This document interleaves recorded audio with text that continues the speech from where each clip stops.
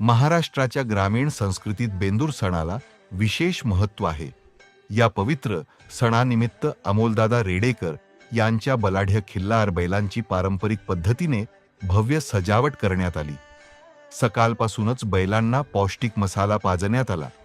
या मसाल्यामध्ये विविध प्रकारची जीवनसत्वे आणि पोषक घटक असल्यामुळे बैलांची ताकद, ऊर्जा आणि आरोग्य उत्तम राहण्यास मदत होते. त्यानंतर बैलांना गुलाल पाण्यात भिजवून अत्यंत काळजीपूर्वक लावण्यात आला. यामुळे बैलांचा रंग अधिक उठावदार, आकर्षक आणि तेजस्वी दिसत होता. पुढे त्यांच्या अंगावर स्वस्तिक, ओम यांसारखी शुभ चिन्हे पारंपरिक पद्धतीने छापण्यात आली. बैलांच्या शिंगांना आकर्षक रंग देऊन त्यांची सुंदर रंगरंगोटी करण्यात आली.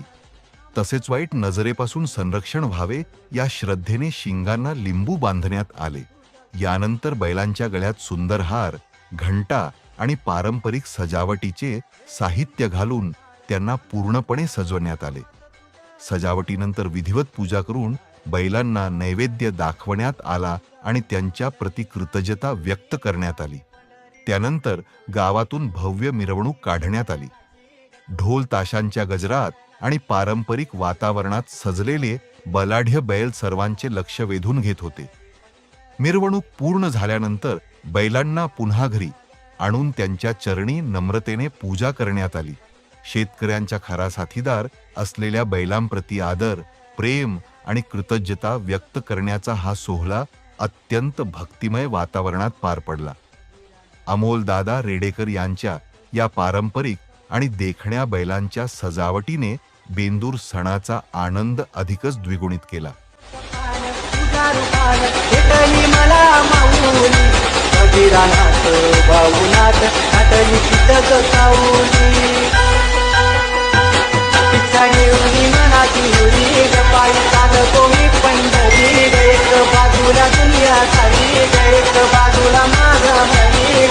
पंढरी पंढरी पंढरी रवी तुला याची नगरी नगरी.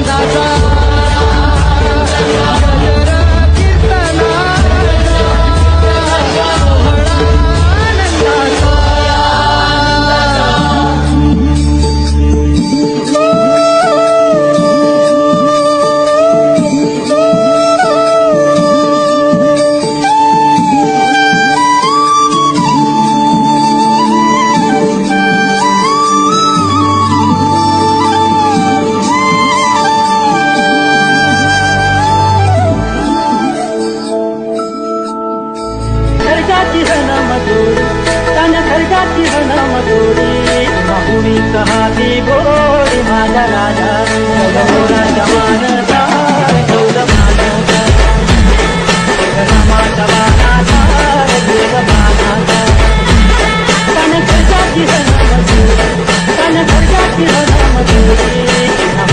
हाती गोडी माझा राजा